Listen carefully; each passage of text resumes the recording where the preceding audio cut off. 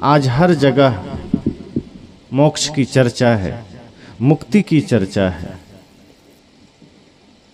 पर लगभग हर जगह मोक्ष और मुक्ति की चर्चा के अर्थ बदलते चले जाते हैं। बहुत से मंचों पर लोग मुक्ति की बात करते हैं तो कुछ लोग कहते हैं गंगा स्नान कर लो मुक्ति मिल जाएगी, कुछ लोग कहते हैं हवन करा लो मुक्ति मिल जाएगी, कुछ लोग कहते हैं सिर्फ कन्यादान कर लो मुक्ति मिल जाएगी, कुछ लोग कहते हैं दान धर्म कर लो मुक्ति मिल जाएगी, कुछ लोग कहते हैं भगवान का नाम जप कर लो मुक्ति मिल जाएगी। मुक्ति के अर्थ बड़े नए नए हो गए।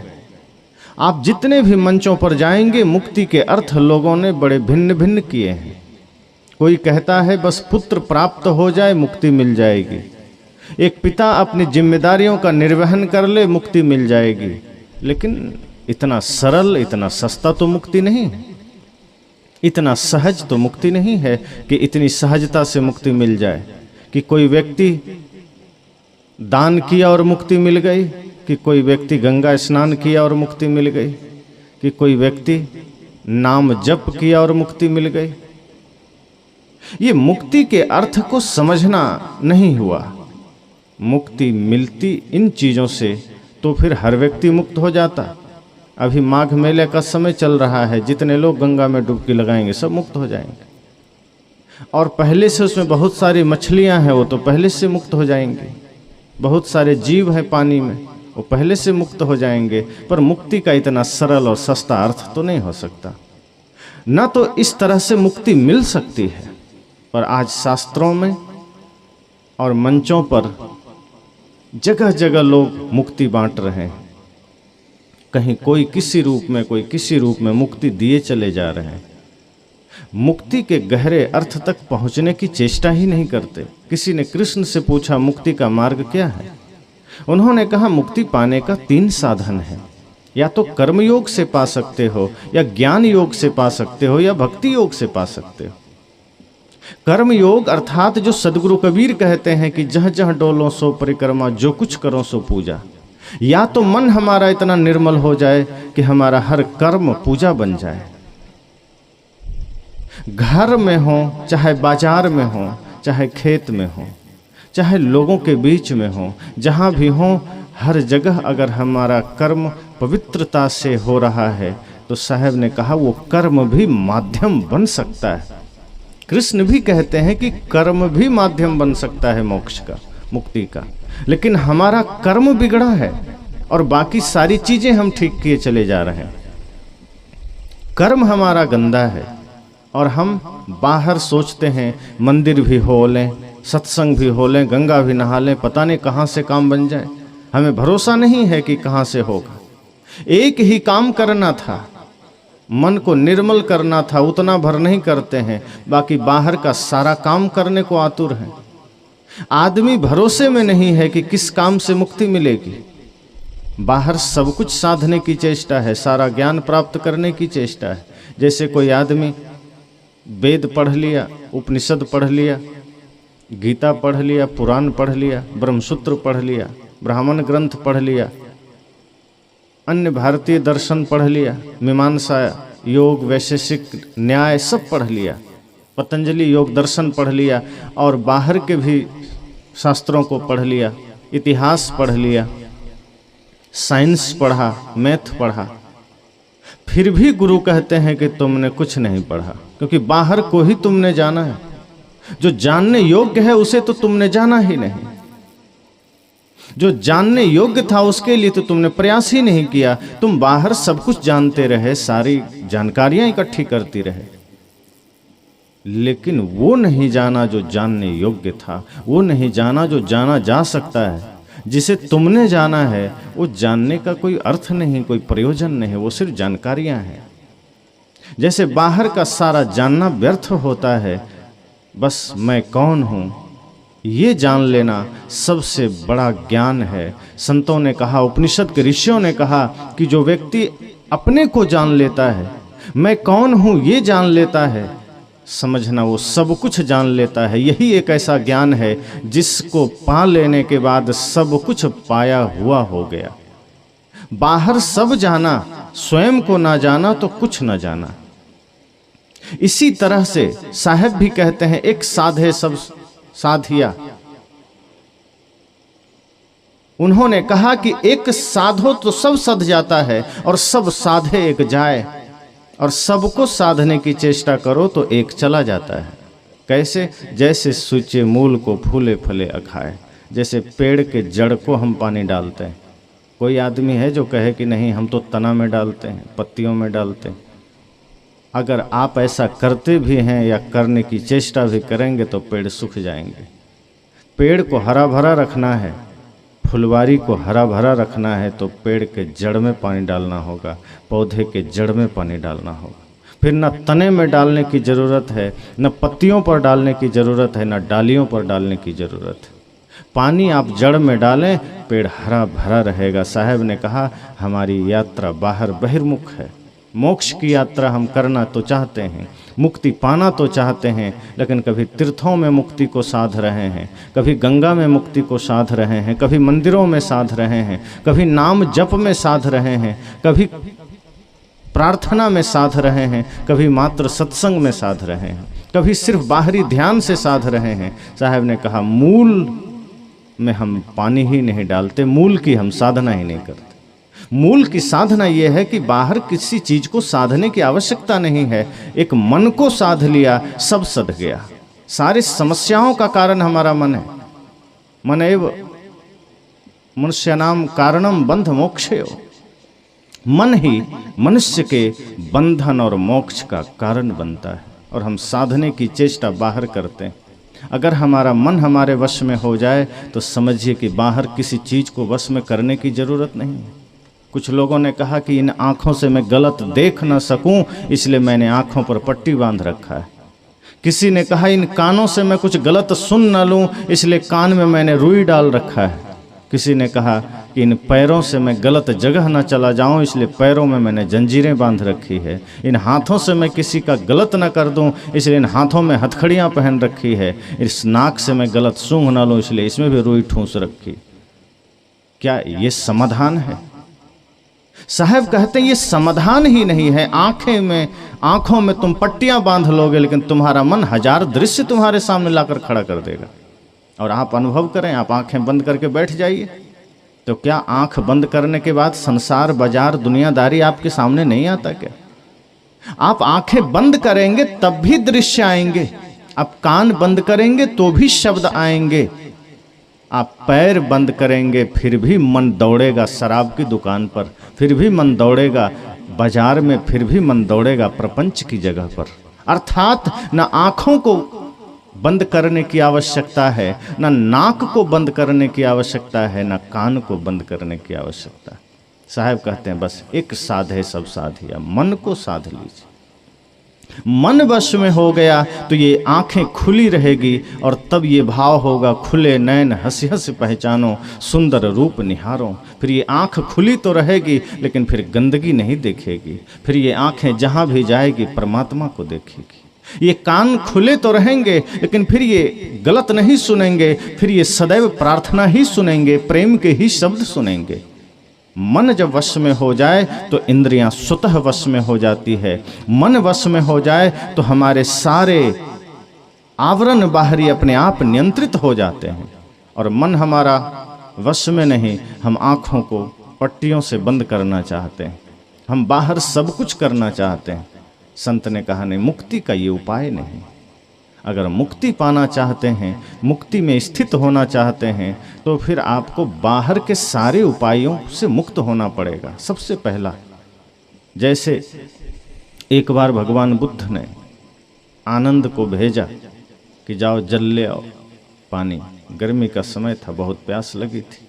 तो पहले इस तरह से डिजिटल व्यवस्था तो नहीं थी कि नल खोली और पानी आ जाएगा। कहीं नदी से, कहीं तालाब से, कहीं गड्ढे से पानी लेकर छान कर पीना होता था। बुद्ध ने कहा जाओ पानी ले आओ। वो जंगल में एक जगह गया, एक गड्ढे में पानी देखा, लेकिन वो मार्ग बैलगाड़ी का था, वहाँ से बैलगाड़ियाँ और लोग गुजरते थे।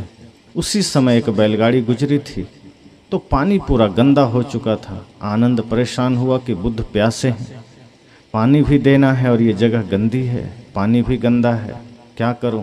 कोई उपाय तो करना चाहिए, कोई रास्ता तो खोजना चाहिए, कोई तरकीब तो निकालनी चाहिए। क्या करूं? बुद्ध प्यासे हैं, कोई साधारण आदमी नहीं जो मना जाकर कर दें कि पानी नहीं मिला। बुद्ध हैं, उन्हें तो पानी देना ही पड़ेगा। वो सोचा, दिमाग, अतिरिक्त दिमाग लगा लिया आनंद ने, और उस पानी में उतर गया और पानी को हिलाने लगा कि किसी तरह साफ हो जाए। साफ करने की चेष्टा करने लगा, पानी को इधर से उधर करने लगा ताकि ये साफ हो जाए। लेकिन आप सब जानते हैं, पानी को आप जितना हिलाएंगे वो उतना गंदा होता चला जाएगा, वो उतना ज़्यादा मैला होता चला जाएगा। ये बात वो भूल गया, वो हड़बड़ी में था कि कितना जल्दी मैं पानी को साफ कर सकूं, कितना जल्दी मैं पानी को फ्रेश कर सकूं। लेकिन वो पानी और गंदा होता गया। निराश हुआ, लौट गया बुद्ध के पास, कहा क्षमा करें भगवान, मैं असफल हुआ, मैं गंदा पानी नहीं ला सकता था। पास में एक पोखर था, छोटा सा तालाब था, लेकिन उस हो के बैलगाड़ी निकली होगी और वो पानी बहुत गंदा था। मैंने बहुत प्रयास किए साफ करने को, मैंने बड़ी तरकीबें निकाली, मैंने बहुत हाथ पैर पटके, लेकिन वो पानी साफ ना हो सका। बुद्ध ने कहा बस यही चूक हो गई तुमसे। अगर पोखर के पानी को साफ करना था तो हाथ पैर पटकने की आवश्यकता ही नहीं थी, उसमें तुम्हें उतरने की आवश्यकता ही नहीं थी, तुम्हें कुछ करने की जरूरत नहीं थी। इतना ही करते कि 10 मिनट किनारे बैठकर इंतजार कर लेते, प्रतीक्षा कर लेते। तुम्हारा कुछ करना ही साफ उस मार्ग का बाधक बन गया, बिना कुछ किए ही साफ हो सकता था। कभी कभी कुछ करना भी बाधक बन जाता है और कभी कभी कुछ ना करना भी यात्रा पार हो जाता है। साहब ने कहा बैठे से ही पथ कटे, चला चली नहीं पार। साहब ने तो कहा कि अगर यात्रा करनी है तो बैठ के ही पार हो जाओगे, चलने की जरूरत नहीं है। लोग सोचेंगे ऐसा कैसे, हमें तो अगर कुछ दूर भी जाना है तो बिना चले कैसे पहुंच जाएंगे। लेकिन साहब कहते हैं जब मोक्ष की यात्रा है, संसार सागर से पार की यात्रा है, वो चलकर नहीं पहुंच पाओगे। चलकर अर्थात अगर हमारा मन चलता रहा, हमारा कर्म चलता रहा तो हम नहीं पहुंच पाएंगे। वहाँ मन का स्थिर होना, मन का रुक जाना महत्वपूर्ण है। और जब मन रुकता है तो हम सहज ही संसार पार कर जाते हैं। जब मन शांत होता है तो हम इस संसार रूपी रास्ते को पार कर जाते हैं। बुद्ध ने कहा कि तुम्हें इस तरह से कुछ करने की जरूरत नहीं थी, प्रतीक्षा कर लेते पानी साफ हो जाता और बिना किए ही साफ हो जाता। इसलिए जो हम कुछ करते हैं मुक्ति के लिए, वो करना ही बाधक हो जाता है। सदगुरु कहते हैं बाहर आप जितना भी प्रयास मुक्ति के कर रहे हैं, नाम जप हो, गंगा स्नान हो, पूजा हो, पाठ हो, हवन हो, वो सब मुक्ति के पथ में और बाधक बन जा रहा है। मुक्ति पाना है तो सब छोड़ दीजिए, मन को शांत छोड़ दीजिए, मन को निर्मल बना लीजिए। जब तक सारा करना नहीं छोड़ेंगे मुक्ति का कोई उपाय नहीं है। और ये साधारण चीज़ों से मुक्ति मिलती भी नहीं है कि कोई कहे कि अपनी जिम्मेदारियों का निर्वहन कर लिया तो मुक्ति मिल गई। एक पिता होने का फर्ज निभाया तो उसने एक कर्तव्य निभाया है, संसार का एक व्यवहार निभाया है, वो मुक्ति पाने का हकदार नहीं हो गया। कई लोग कहते हैं मैं तो बीड़ी तंबाकू नहीं खाता पीता, मांस नहीं खाता, चोरी नहीं करता हूँ, तो मुझे तो मुक्ति मिल जाएगी। संत कहते हैं आप बीड़ी नहीं पीते हैं, तंबाकू नहीं खाते हैं, आप बस इतना कर रहे हैं कि आप पाप नहीं कर रहे हैं पर कोई पुण्य नहीं कर रहे हैं। आप पाप नहीं कर रहे हैं पर मुक्ति के लिए कोई उपाय नहीं कर रहे हैं। इतना ही कर रहे हैं कि आप मनुष्य का जो कर्म है उसका पालन कर रहे हैं। आप इतना ही कर रहे हैं कि आप मनुष्य से असुर नहीं बन रहे हैं। लेकिन मनुष्य मात्र रहकर आप मोक्ष तो नहीं पा सकते, उसमें आपको ध्यान, तप, योग, साधना तो करनी पड़ेगी। कुछ लोग कहते हैं मैं झूठ नहीं बोलता, पर सिर्फ झूठ ना बोलने से अगर मुक्ति मिल जाए तो फिर बात समझ में नहीं आती। साहब कहते हैं नहीं, सिर्फ झूठ नहीं बोलने से मुक्ति नहीं मिलेगी, आपको सत्य की साधना भी करनी पड़ेगी।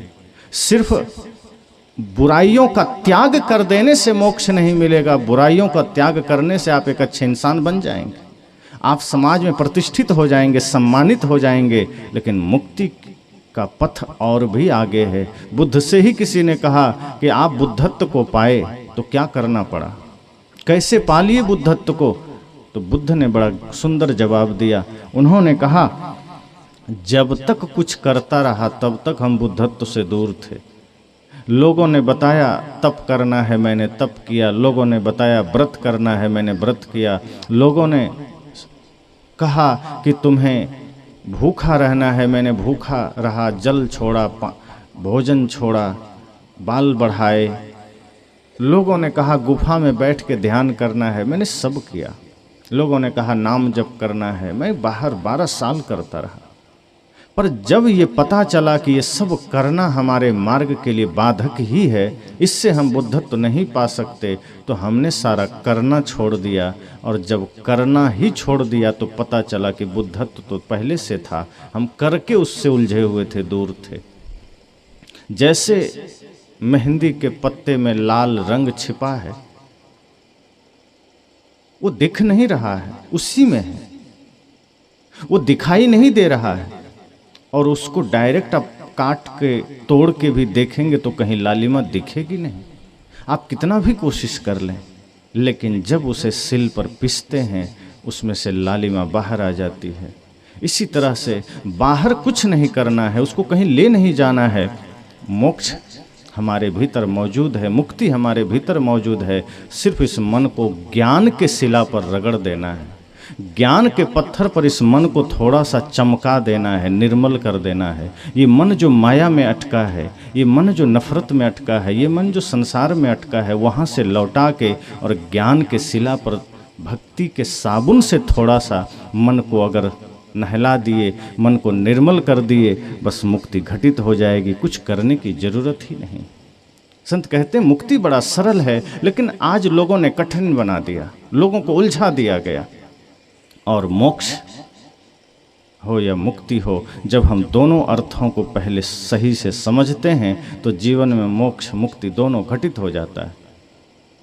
मुक्ति को हमने आज साधारण बनाया है। आज धर्मशास्त्रों के अनुसार जो लोग कथा करते हैं, मंचों से बड़ी बड़ी बातें करते हैं, वहाँ इतना सरल बना दिए कि आपको कुछ नहीं करना है, मुक्ति पाना है, आप सिर्फ 1 लाख बार भगवान का नाम जप लीजिए, मुक्ति पा लीजिएगा। इतना सरल बताया गया। आपको कुछ नहीं करना है, आप सिर्फ 1 बार वृंदावन चले आइए, आपको मुक्ति मिल जाएगी। और यहाँ तक कहा गया कि जो भगवान के हाथों मारा गया वो मुक्ति पा लिया। एक वक्ता तो बोल रहे थे कि जो भगवान के अस्त्र से मारा जाता है वो दोबारा जन्म नहीं लेता है, वो मुक्ति पा जाता है। कोई उपाय नहीं है। शास्त्रों में लिखा है कि जो भी भगवान के सुदर्शन चक्र से, त्रिशूल से, धनुष बाण से या गदा से मारा गया, उसको डायरेक्ट वैकुंठ मिल जाता है, वो धरती पर दोबारा जन्म ही नहीं लेता। और ये बात उन्हीं के शास्त्रों से कट जाती है, क्योंकि जय और विजय की बात आती है। जो भगवान विष्णु के द्वारपाल रहे, उनके सेवक रहे, और ऋषियों के श्राप से वो हिरण्यकश्यपु हिरण्याक्ष बने। तो आप सब कथा सुनते हैं कि भगवान ने हिरण्यकश्यपु और हिरण्याक्ष को सुअर अवतार लेके और नरसिंह अवतार लेके मारा था।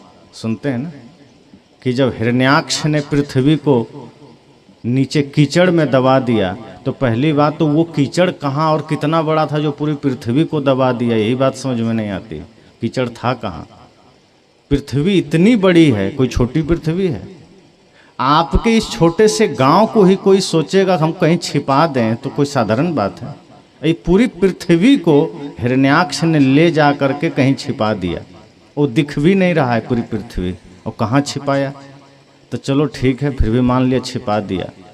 उसके बाद भगवान विष्णु सुअर का अवतार लिए और हिरण्याक्ष का वध कर दिए गदा से। तो जब हिरण्याक्ष का वध हो गया तो फिर भी ये शास्त्रों में बात आती है कि वो दोबारा फिर वो रावण कुंभकर्ण का रूप लेकर आया। एक तरफ तो ये कहा गया कि भगवान के अस्त्र से जो मरता है वो डायरेक्ट वैकुंठ पहुंच गया, मुक्ति मिल गई, तो दोबारा वो जन्म कैसे लिया? फिर चलिए ठीक है, रावण भी बन गया, कुंभकर्ण भी बन गया, मेघनाद बन गया, वो दोबारा जन्म लेके राम जी बन के आ गए भगवान विष्णु। उसके बाद फिर बाण से मार दिए, फिर उन दोनों का हत्या कर दिए। बद्ध कर दिए। अब वो फिर मारा गया, अब कहते हैं फिर वो कंस बन के आ गया, फिर जिंदा हो गया। बाली को मारा छिप करके, वो फिर व्याधा बन के आ गया। तो भगवान ने जिन जिन को बाणों से मारा वो जिंदा फिर कैसे हो गया? मुक्ति तो नहीं मिली। अगर मुक्ति मिल जाती तो वो लोग फिर दोबारा जन्म लेके कैसे आते? कहने का मतलब है कि मुक्ति इतना साधारण नहीं है। जिन लोगों ने भी ये कथाएं लिखी है वो लोग विचार नहीं कर पाए कि हमारी ही बातों से हमारी बातें कट रही है। या तो वो ऐसा लिखते कि हिरण्यकश्यपु हिरण्याक्ष मारा गया, फिर वो दोबारा जन्म नहीं लिया, वो मुक्ति पा गया। ये रावण आदि सब दूसरा राक्षस था, या रावण मारा गया फिर वो मुक्त हो गया। तो ऐसा नहीं कर पाए, इसलिए आदमी उलझ जाता है। बहुत सी बातें हैं जहाँ उलझन आ जाती है। मुक्ति की बात आती है, मुक्ति इतना साधारण नहीं कि भगवान के हाथों मारा जाए और व्यक्ति मुक्ति को पा जाए। और भगवान का मतलब ये नहीं कोई किसी की गलतियों पर उसे मृत्यु दंड दे दे। मृत्यु दंड तो वो देता है जिसके पास सिर्फ मारने का ही अधिकार है, जिसके पास सिर्फ मारने की ही शक्ति है।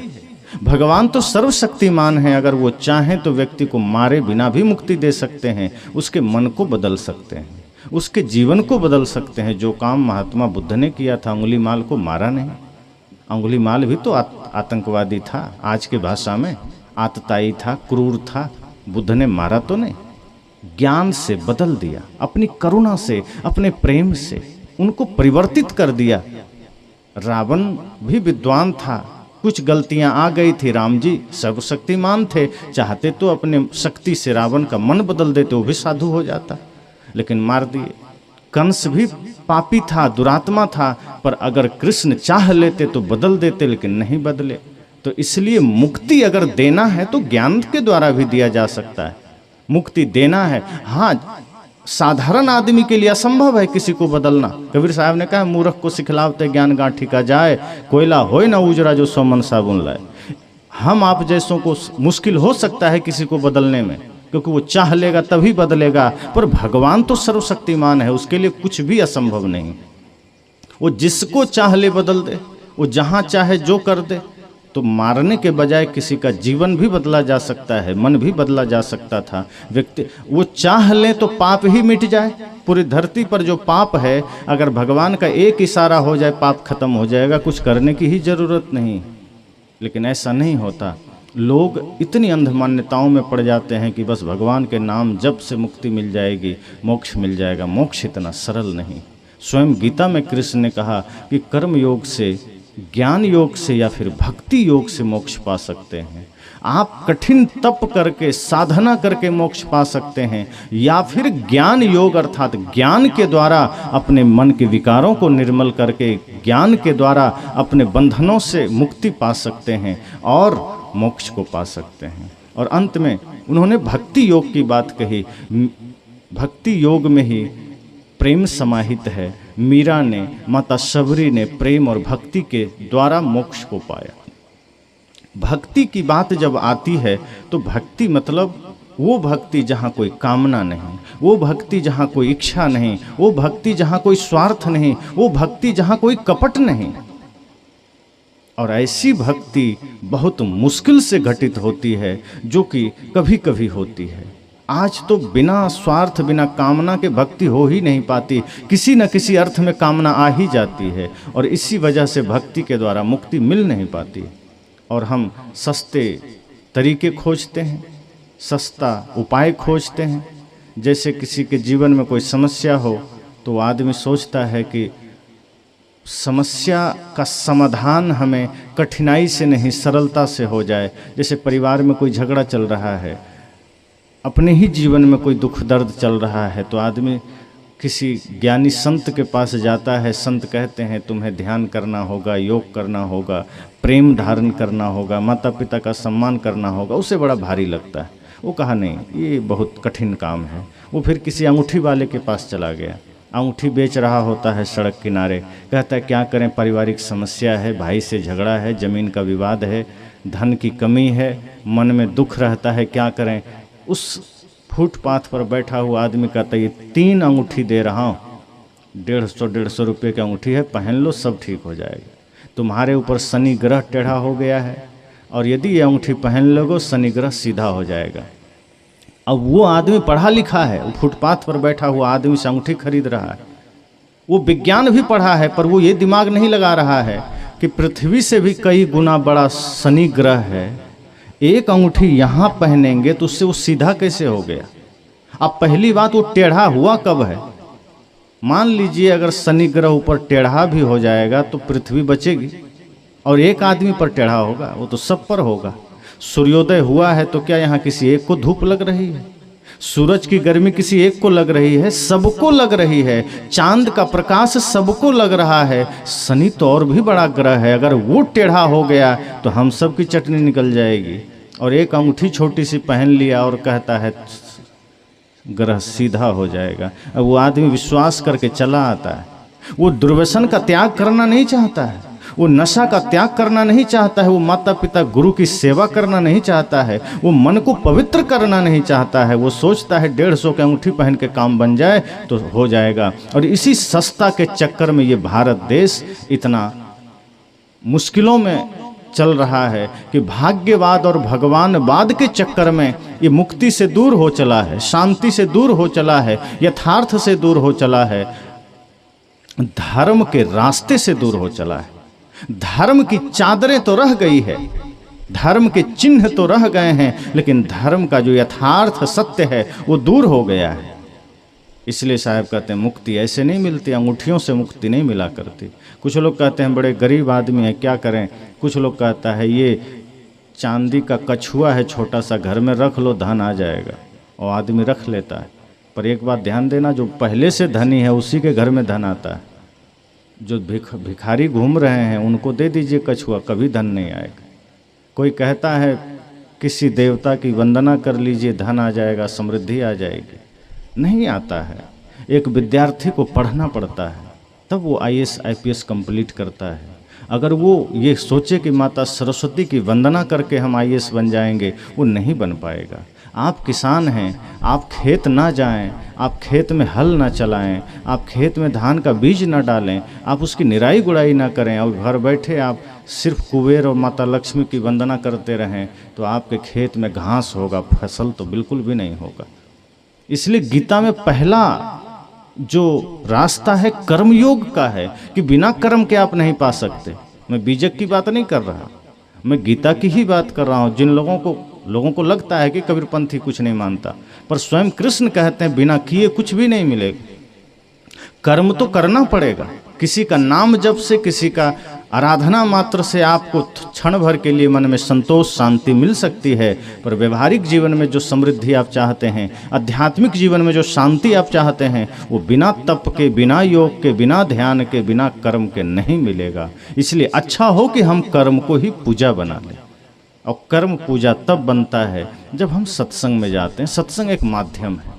ये कर्म योग, ज्ञान योग, भक्ति योग जीवन में उतरेगा कैसे? सत्संग से। दूसरा तो कोई रास्ता नहीं है, दूसरा कोई उपाय नहीं है। जब हम संत गुरुजनों से, सत्संग से जुड़ते हैं तो कर्म योग क्या है, ज्ञान योग क्या है, भक्ति योग क्या है, इसका पता चलता है। वरना हम तो मंदिर में बैठकर अगरबत्ती जलाने को ही पूजा कहते हैं। जब संतों के पास जाते हैं तो पता चलता है कि निर्मल मन से झाड़ू लगाना भी पूजा है। जब हम गुरुजनों के पास जाते हैं तो पता चलता है कि छोटे छोटे बच्चों की सेवा करना भी कृष्ण की ही सेवा है। जब हम किसी संत से जुड़ते हैं तब पता चलता है कि किसी प्यासे को पानी पिलाना भी भगवान शिव के ऊपर जल चढ़ाना ही। जिस भाव से लोग भगवान शिव पर जल चढ़ाते हैं, शास्त्रों में कहा कि आप किसी प्यासे को पानी पिलाइए, उससे बड़ा लाभ है, क्योंकि शिव तो उसमें भी है। हम मंदिर गए, सब जगह तप किए, ध्यान किए, तीर्थ में गए, लेकिन एक भजन में कहा है ना, मंदिर में हम बहुत गए पर मन यह मंदिर नहीं बना। मंदिर गए, गिरजाघर गए, गुरुद्वारा गए, सब जगह गए, पर ना तो मन मंदिर बन सका, ना हमारा तन मंदिर बन सका। अब तन को मंदिर बनाना है तो क्या करना होगा? तन में कोई ईंटा थोड़े जोड़ना पड़ेगा। तन को मंदिर बनाने के लिए सिर्फ इतना करना है कि तन को पवित्र कर लीजिए। मुख से हम दो काम करते हैं, खाते हैं और बोलते हैं, तो हमारी वाणी पवित्र हो जाए और भोजन पवित्र हो जाए। आँख से हम देखते हैं तो आँख से देखना पवित्र हो जाए, अर्थात मन शुद्ध हुआ कि आँख भी पवित्र हो जाएगा, मन पवित्र हुआ कि कान का सुनना भी पवित्र हो जाएगा, मन पवित्र हुआ कि चलना भी पवित्र हो जाएगा। और इसी को तो साहब कहते हैं कि फिर आप जहाँ भी चलेंगे वो परिक्रमा के समान है। मूर्ति की, तीर्थों की परिक्रमा लोग लगाते हैं। अयोध्या में 84 कोस परिक्रमा है, ब्रज की परिक्रमा है, सब लोग लगाते हैं। वृंदावन जो लोग गए होंगे तो आप लोग भी कोई परिक्रमा लगाए होंगे, जो बांके बिहारी मंदिर का पूरा 15-16 किलोमीटर की परिक्रमा है जो लोग रोज लगाते हैं। गोवर्धन की परिक्रमा लगाते हैं 21 किलोमीटर का, और पूरे ब्रज की परिक्रमा करीब 84-85 कोस की है, वो लगाते हैं। तो वो परिक्रमा तो आप कभी कभी जाके लगाते हैं, और कई लोग तो बीड़ी पीते हुए लगाते हैं। अब हमें समझ नहीं आता तो परिक्रमा फिर किस काम का हुआ। तंबाकू रगड़ते जा रहे हैं, जय हनुमान ज्ञान गुण सागर या जय हरे कृष्ण हरे मुरारी करते चले जा रहे हैं, जय जय श्री राम, और नशा।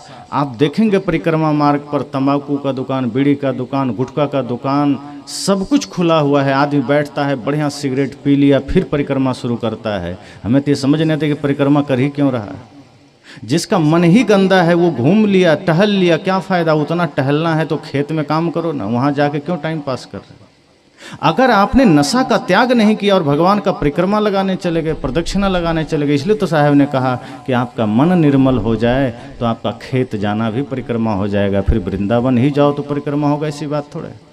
फिर अयोध्या ही जाना पड़े तो परिक्रमा होगी, ऐसी बात नहीं है। फिर पुरी जाना पड़े या फिर द्वारिका जाना पड़े या गंगा सागर जाना पड़े, ऐसी बात नहीं। मन निर्मल हो गया तो आप खेत जाइए, बाजार जाइए, कहीं भी जाइए, वो परिक्रमा ही है। क्योंकि आपका हर उठा हुआ कदम पवित्रता में है, आपका हर कदम भक्ति में है, श्रद्धा में है। और जब मन गंदा हो तो तीर्थों में है तो भी परिक्रमा नहीं हो पाएगी। लेकिन हम वही करते हैं, तीर्थ जाते हैं, परिक्रमा कर लेते हैं, मंदिर जाते हैं, पूजा कर लेते हैं। पर संतों ने कहा ये बाहरी बात हो गई, ये भीतर की बात नहीं हुई। मंदिर हम बहुत गए पर तन यह मंदिर नहीं बना। व्यर्थ शिवालय में जाना यदि मन शिव सुंदर नहीं बना। शिवालय में जाना भी व्यर्थ है यदि मन शिव सुंदर नहीं बना। लेकिन शिवालय जाने वाले लोग जम के मांस खाते हैं और गांजा भी पीते हैं, भांग खाते हैं। और जब कहा जाता है कि गांजा क्यों पीते हो तो कहते हैं तो शिव जी का प्रसाद है, इसका अपमान कैसे करें। पीने का मन खुद है, शिव जी का प्रसाद बता दिया। शिव जी को कब देखा गांजा पीते हुए? किस शास्त्र में लिखा है शिव जी गांजा पीते थे, भांग पीते थे? फालतू की कहानियां जोड़ दी गई महापुरुषों के लिए। परम योगी हैं शिव और उनको गांजा चढ़ा रहा है। और आदमी इतना भयंकर कुतर्क देता है कि जब शिव जी गांजा पीते थे तो हम तो उनके भक्त हैं, हम क्यों ना पिएं? अगर नहीं पिएंगे गांजा तो गांजा शिव जी का अपमान हो जाएगा। तो हम तो कहते हैं फिर शिव जी तो जहर भी पिए थे, कभी पी के देखो थोड़ा। तो आदमी चुप हो जाता है। शिव जी तो बिच्छू भी बांधे रहते हैं, तुम भी बांधो 2-4। गले में नाग भी रखते हैं, नाग भी गले में लटकाओ। तो जो अपने लोलुपता की बात है, जो अपने स्वार्थ की बात है, आदमी पकड़ लेता है, हर जगह से गंदगी उठा लेता है। पर जिससे जीवन में चमक आ सकती है, जिससे विचारों में चमक आ सकती है, जिससे हमारा जीवन पवित्र हो सकता है, ये हम न शास्त्रों से ले पाते हैं, न संतों से ले पाते हैं, न अपने भगवान से ले पाते हैं। शिव कैलाश पर हैं, परम ध्यान में हैं। वो ध्यान कितने लोग करते हैं? नहीं करते। त्याग में हैं। लोग कहते हैं ना सब कुछ दुनिया को देते हैं और अपना घर भी ठीक से नहीं। दूसरों को सब कुछ देते हैं। रावण उनका शिष्य है, पुष्पक विमान लेके घूमता है, शिव जी बैल पर घूमते हैं। लेकिन आदमी उनकी उस तपस्या को, उनकी सादगी को, उनके गहनतम ध्यान को ग्रहण नहीं करता, शिव के आदर्श को ग्रहण नहीं करता है, शिवत्व को नहीं जानता है, मन भी शिव सुंदर बन सके ये कोशिश नहीं करता है। सिर्फ मंत्र पढ़ता है कि बस शिव सुंदर हो गया, मन सत्यम शिवम सुंदरम। पर संत कहते हैं नहीं, अगर आप शिव जी को मानते हैं, शिव मंदिर जाते हैं, कोई बात नहीं, लेकिन आपका जाना तब सफल होता है जब मन यह शिव सुंदर बन जाए, सत्यम शिवम सुंदरम बन जाए। आप कोई भी मंदिर जाइए, किसी भी भगवान की पूजा करिए, कोई बात नहीं, विरोध पूजा का नहीं है। विरोध पूजा के नाम पर पाखंड का है, विरोध पूजा के आड़ में चल रहे गलत कार्यों का है कि भगवान का नाम भी ले रहे हैं और बीड़ी भी पीते चले जा रहे हैं, भगवान का नाम भी ले रहे हैं और किसी के साथ झूठ भी बोल रहे हैं, भगवान का नाम भी ले रहे हैं और किसी से छल भी कर रहे हैं। मैंने कहा कि परिक्रमा मार्ग पर लोग बीड़ी तंबाकू खाते पीते परिक्रमा लगा रहे हैं, ये कृष्ण का अपमान ही तो है। आप परिक्रमा लगाने गए, आप एक धर्म नगरी में गए हैं, आप प्रेम नगरी में गए हैं, आप कृष्ण के द्वार पर गए हैं और वहाँ भी आपसे रहा नहीं गया कि नशा का त्याग कर सकें। ऐसे लोग साहब कहते हैं ये चीज़ें आपकी मुक्ति में बाधक है।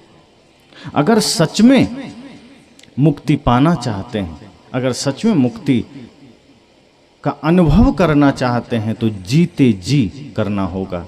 कई लोग कहते हैं मर गया पिंडदान कर दो मुक्ति मिल जाएगी। पिंडदान करने से मुक्ति नहीं मिलेगी। जियत न तरे हो तो मुए का तरे हो, जियत ही जो न तरे। साहब ने कहा जीते जी न तर सका तो मरने के बाद तो और कोई उपाय नहीं है, क्योंकि अपने वश में नहीं। जीते जी ही उपाय है, मरने के बाद आप चाहे जितना पिंडदान करें कोई उपाय नहीं है। लोग काशी में अस्थियां विसर्जित करते हैं, गया में पिंड दान करते हैं, गंगा सागर में अस्थियां विसर्जित करते हैं कि शायद हमारे पूर्वज को मुक्ति मिल जाए, और पितर पक्ष में बड़ी पूजा करते हैं, कौओं को अन्न खिलाते हैं, प्रसाद खिलाते हैं कि शायद पितर को मोक्ष मिल जाए। अब जब जिंदा है तो मोक्ष की साधना ही नहीं कर रहे हैं, जब तक जिंदा है तो सत्य को जानने की चेष्टा नहीं कर रहे हैं। अब जो गुजर गए उनके लिए प्रयासरत हैं। अच्छा हो कि अपने लिए प्रयासरत होइए, अपनी मुक्ति की साधना करिए। जो चले गए वो कर्म करके उनका चैप्टर क्लोज हो गया, अब आप कुछ भी नहीं कर सकते, बड़े बड़े पंडित कुछ नहीं कर सकते। जो चला गया उसके लिए कोई उपाय नहीं है कि उसको कुछ किया जा सके। उसके नाम पर हम चाहे जितना पाखंड कर लें, पर जो व्यक्ति गुजर गया उसको मोक्ष देने का कोई रास्ता ही नहीं है, क्योंकि उसका चैप्टर ही क्लोज हो गया है, उसकी यात्रा ही पूरी हो चुकी है इस जन्म की। अब वो अगली यात्रा पर है जहां उसके कर्म, उसके संस्कार, उसके माहौल जिम्मेदार बनेंगे उसको पथ प्रदान करने का। यहां से कुछ नहीं हो सकता। इसलिए यहाँ और इस जन्म में वही हो सकता है जो हमारे हाथ में, और हमारे हाथ में, आपके हाथ में इतना है कि अपने मन को निर्मल बना लीजिए।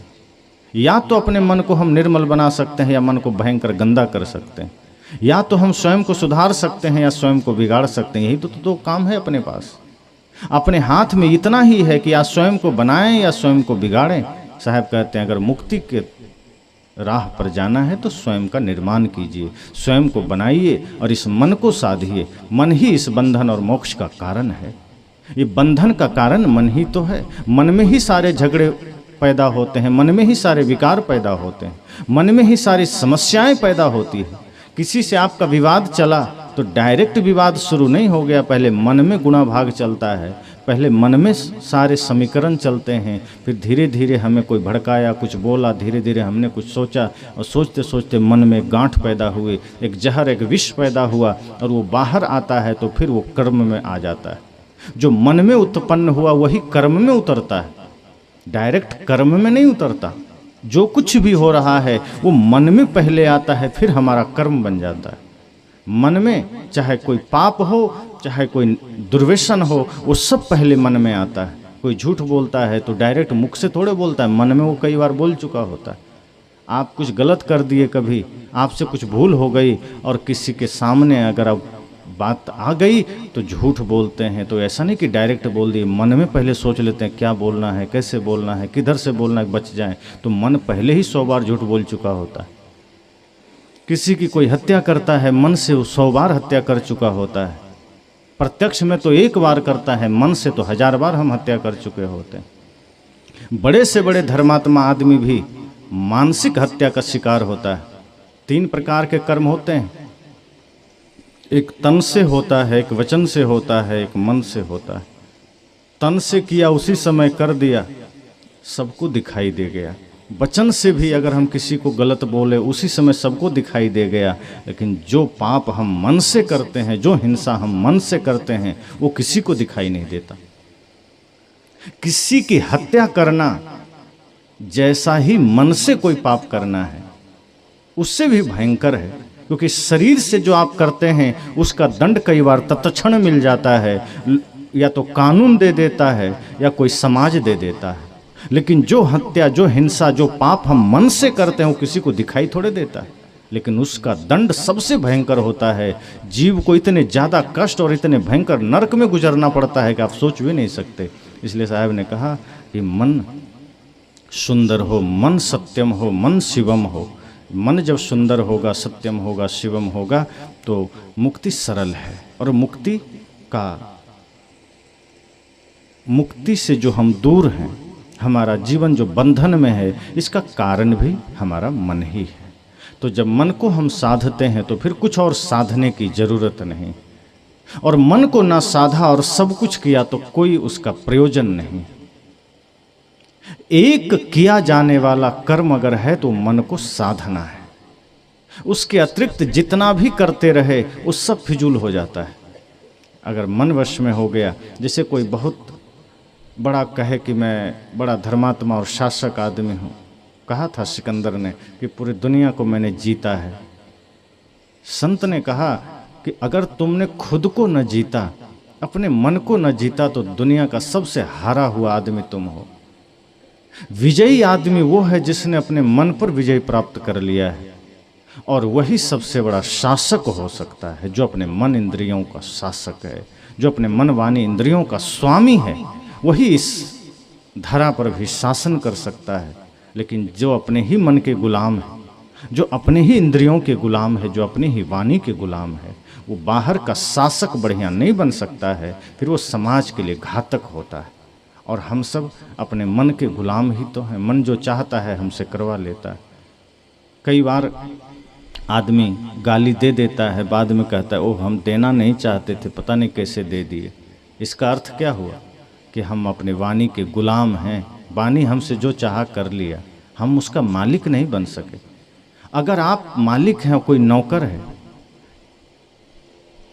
तो वो नौकर वही करता है जो आप कहते हैं। और जिस दिन वो अवज्ञा कर दिया, आपके आज्ञा के विरुद्ध काम कर दिया, आप कहते हैं अपना पगार लो, तनख्वाह लो, वेतन लो, घर चले जाओ, आप छोड़ देते हैं उससे। क्यों? क्योंकि आप मालिक हैं, आपके आज्ञा के विरुद्ध गया है। और मन तो प्रतिदिन आपके आज्ञा के विरुद्ध जा रहा है। ये वाणी तो प्रतिदिन आपके आज्ञा के खिलाफ जा रहा है। आपने कभी सोचा कि ये मन हमारा गुलाम होकर मालिक कैसे बन गया? जीव मालिक है, जीव स्वामी है, ये मन कैसे मालिक बन गया? और मन मालिक बन बैठा है, हम उसका दास बने घूम रहे हैं। और मन जो चाहता है हम करते चले जाते हैं, चिंता नहीं होती है। व्यवहारिक जीवन में एक साधारण सा नौकर आपका अवज्ञा कर देता, आप उसे निकाल देते हैं। और मन तो हर घड़ी आपकी अवज्ञा कर रहा है। जब चाहता है आपसे गलत करवा लेता है, जब चाहता है आपसे उत्पटांग करवा लेता है, जब चाहता है आपके मुख से क्रोध निकलवा दिया, गाली निकलवा दिया, झूठ निकलवा दिया, छल प्रपंच कपट ईर्ष्या द्वेष नफरत घृणा शिकायत निकलवा दिया, फिर भी हमें चिंता नहीं है, फिर भी हमें दुख नहीं है कि मन हमसे गलत करवा लिया। साहब कहते हैं आप अपने स्वयं का मालिक बनिए। मन आपका गुलाम है, और मन जब गुलाम हो जाता है अर्थात वश में हो जाता है, मुक्ति का रास्ता प्रशस्त हो जाता है। जब हम सारे बंधनों को समझ करके और उसे मिटा देते हैं, जिसका कारण कि मन है, तो मुक्ति घटित हो जाती है। मुक्ति ये साधारण चीज़ों में नहीं है कि हम जिम्मेदारियां निभा दें तो मुक्ति मिल गई, कि हम कन्यादान कर दिए तो मुक्ति मिल गई। शास्त्रों में कई जगह बातें आती है कि कोई पिता कन्यादान कर दिया तो मोक्ष मिल जाता है, कोई दान कर दिया तो मोक्ष मिल जाता है, कोई बेटे को बढ़िया परवरिश दे दिया तो मोक्ष मिल जाता है, मुक्ति मिल जाती है, पिंडदान कर दिया तो मुक्ति मिल जाती है। ये सब बहुत छोटी साधारण बातें हैं। मुक्ति का इतना सरल अर्थ नहीं। मुक्ति है साधना मन की, मुक्ति है त्याग, मुक्ति है तपस्या का नाम। जब हम तपस्या से गुजरते हैं, त्याग से गुजरते हैं और संपूर्ण रूप से हम मन को निर्मल कर लेते हैं, तो हम आगे निकलते हैं। आने से पहले एक व्यक्ति का फोन आया उत्तर प्रदेश से। उसने कहा मैं किन्हीं का वो शिष्य रहे होंगे, तो उन्होंने कहा कि अभी कुछ दिनों से मैं आपको सुन रहा हूँ और मेरे जीवन में मेरे प्रश्नों का उत्तर मिल गया है और मुझे मेरे भीतर बड़ी बदलाव आई है, लेकिन एक बात मुझे समझ नहीं आ रहा कि परमात्मा तक मैं कैसे जाऊं, क्या उपाय है, परमात्मा को पाने का क्या रास्ता है, कैसे पाऊं। शायद वो राम जी के भक्त होंगे, लेकिन सदगुरु कबीर के विचार इतने विराट हैं कि अगर कोई निष्पक्षता से सुने तो सदगुरु कबीर की वाणी फिर किसी संप्रदाय की वाणी नहीं लगती। सदगुरु कबीर की वाणी किसी पंथ की वाणी नहीं लगती, वो मानव की वाणी लगती है, वो इंसानियत की वाणी लगती है, वो जन जन की वाणी लगती है। तो इसी क्रम में उन्हें लगा, सदगुरु कबीर की वाणियों को उन्होंने सुना, वो अति हर्षित हुए। उन्होंने कहा बस एक चीज़ हमें बता दीजिए कि हम परमात्मा तक कैसे पहुँचेंगे। मैंने इतना ही कहा कि आप जिस अवस्था में हैं, जिस रूप में हैं, बस इतना ही काम कर लीजिए, कहीं कुछ अलग हिमालय जाने की ज़रूरत नहीं है। क्योंकि स्वयं राम जी ने कहा कि निर्मल मन जन सो मोहि पावा, मोहि कपट छल छिद्र न भावा। अगर आप राम के ही भक्त हैं तो राम जी स्वयं कहते हैं कि निर्मल मन जन सो मोहि पावा। जिसका मन निर्मल है, जिसका मन पवित्र है, जो कपट रहित है, वो मुझे पा लेगा, अर्थात वो सत्य को उपलब्ध हो जाएगा, वो परमात्मा को उपलब्ध हो जाएगा। जिसके मन में छल है, कपट है, ईर्ष्या है, द्वेष है, वो नहीं पा सकता। चाहे कितना भी जतन कर ले, चाहे कितना भी वो जाकर घंटों घंटों पूजा कर ले, चाहे कितना भी वो तप कर ले, ध्यान कर ले, लेकिन मन निर्मल ना हुआ तो परमात्मा को नहीं पा सकता। और हम सदगुरु कबीर के विचारों में कहें तो जब तक मन निर्मल नहीं होगा वो स्वयं को नहीं पा सकता, सत्य को नहीं पा सकता, मुक्ति को नहीं पा सकता, स्वयं में स्थित नहीं हो सकता। और ये आत्मा ही परमात्मा है, इस भाव को तभी हम समझ सकते हैं जब मन निर्मल होगा। इसलिए मन की निर्मलता को ही शास्त्रों में ज़्यादातर हमारे ऋषि मुनियों ने, संतों ने कहा कि जहाँ मन की निर्मलता है वो सबसे बड़ा तप है, वो सबसे बड़ा त्याग है, वो सबसे बड़ी तपस्या है। क्योंकि मन निर्मल होना बहुत बड़ी बात है। हम घर निर्मल कर लेते हैं, मंदिर निर्मल कर लेते हैं, कपड़े साफ सुथरा रखते हैं, जो श्वेत वस्त्र पहनते हैं वे लोग भी अब सावधान रहते हैं। कहीं दाग लग गया तो धोबी के घर ले जाके दाग छुड़वा लेते हैं, कपड़े निर्मल हो गए। शरीर को भी निर्मल कर लिए, एक से एक बढ़िया साबुन इत्र लगा करके द्वार साफ कर लिए। लेकिन जब समस्या तब आती है जब मन निर्मल करना हो, वहीं हम छूट जाते हैं, वहीं चूक जाते हैं, वहीं हमें समझ नहीं आता कि मन कैसे निर्मल करें। और उसके लिए मैं अक्सर सुनाया करता हूँ एक पंक्ति, धोना था मन भूल गया तो धोता रहा तन मल मल के, घर का ईश्वर भूल गया तू तीरथ करता चल चल के, धोना था मन भूल गया तू धोता रहा तन मल मल के। इस भजन में कहा कि धोना तो मन को था, निर्मल तो मन को करना था, तन को किया। अब इसका ये अर्थ नहीं कि तन को करना छोड़ दीजिए। साहब ये नहीं कहते कि मन निर्मल करने के चक्कर में शरीर को गंदा कर लीजिए। और शरीर साफ है, कपड़े साफ हैं, अच्छी बात है। सदगुरु संत गुरुजन ये नहीं कहते कि आपका कपड़ा साफ है तो जाके नाली में लौट जाइए, कीचड़ लगा लीजिए। कपड़े साफ रखिए, घर साफ रखिए, द्वार साफ रखिए, गली साफ रखिए, लेकिन मन को सबसे ज़्यादा साफ रखिए। क्योंकि ये मन गंदा होता है तो जब गंदा मन होगा तो यही आँखों का प्रयोग भी गलत करता है। क्योंकि इन इंद्रियों का स्वामी मन है, मन का स्वामी आप बन जाइए। आँख का, नाक का, जीभ का, त्वचा का मालिक मन है, यही इसको इशारा करता है। समझिए आपका मन मैनेजर है, आपने इसको रखा है, ये आपके इंद्रियों का शासक है, यही ड्यूटी बांटता है, आँख को भी, नाक को भी, कान को भी, पैर को भी। ये मन ही डायरेक्शन देता है। मन कह दिया नहीं आज शराब की दुकान पर जाना है, पैर अपने आप चलना शुरू कर दिया और आप लाचार हो गए, मन आप पर हावी हो गया। अब आपके ऊपर भी गला दबा दिया आपका कि नहीं अब तुम्हारा नहीं सुनेंगे, अब शराब की दुकान पर जाएंगे। भीतर से एक छोटी सी आवाज़ आत्मा से आती है, नहीं नहीं शराब नहीं पीना है, सत्संग में जाना है। मन कहता क्या बोला, शांत रहो, शराब की दुकान पर जाना है। आप चुप हो जाते हैं। मन कहता है गलत देखना है टीवी में, ये भीतर से आत्मा की थोड़ी सी आवाज़ आती है कि नहीं प्रवचन सुनना है। मन कहता है चुप रहो, अभी हम फिल्म देखेंगे। और आपका हाथ मन का आदेश मानते हुए रिमोट में बटन दबा दिया, फिल्म का चैनल लग गया। आपकी आवाज़ हाथ नहीं सुना क्योंकि आप लाचार हो गए हैं, आप कमज़ोर हो गए हैं, मन आप पर हावी हो चला है। तो मन को निर्मल करेंगे तो मन आपके अधीन हो जाएगा। मन गंदगी में, मन कुविचारों में, मन कचड़ों में पड़ करके इतना मजबूत हो गया है कि मन मालिक और आप उसके गुलाम हो गए। इसलिए वो हाथ को भी चला रहा है, नाक को भी चला रहा है, कान को भी चला रहा है, आँख को भी, सारी इंद्रियों का स्वामी बना हुआ है मन। लेकिन ज़्यादा कुछ नहीं करना है। साहब ने कहा बस आप मन का स्वामी बन जाइए। आप आँख नाक कान जीभ की तरफ देखिए मत, वो जो करता है करने दीजिए। आप सिर्फ मन को अपने अधीन कर लीजिए। फिर ये मन,